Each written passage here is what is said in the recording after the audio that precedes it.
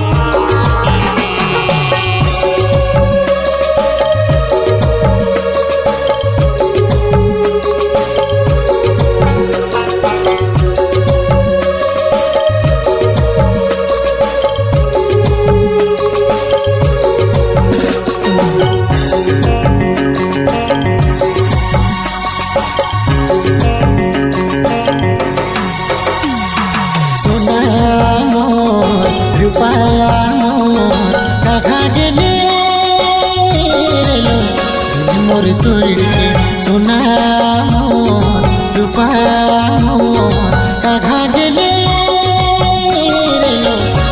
मोर तोड़ के। बस नहीं लागे तोर बिन तोहे बेटा बेकौन थी। अरे सोना रूपा कहाँ गेले मोर तोड़ के।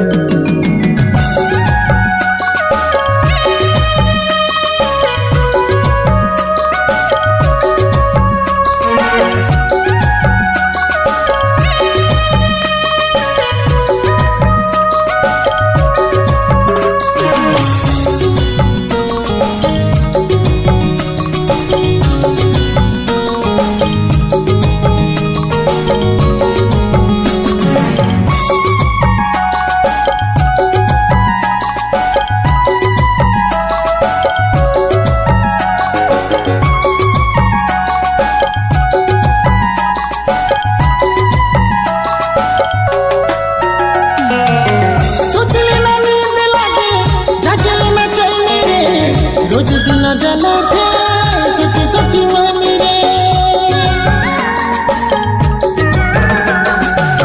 सोचले ना नींद लागे जागले ना चैन रे। रोज दिन जला थे सच सच मन रे। सोना मोर रूपा मोर कहाँ गेले मोर तोड़ के। सोना मोर रूपा मोर कहाँ गेले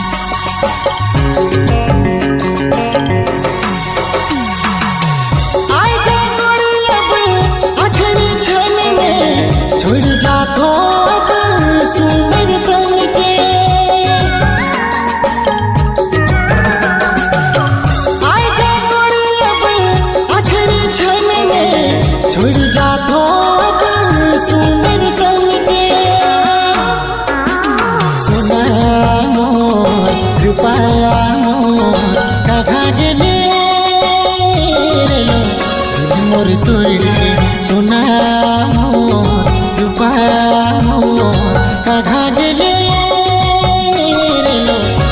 मोर तोड़ के बेस नहीं लागे तोर बिन तुझे बेटा बे कौन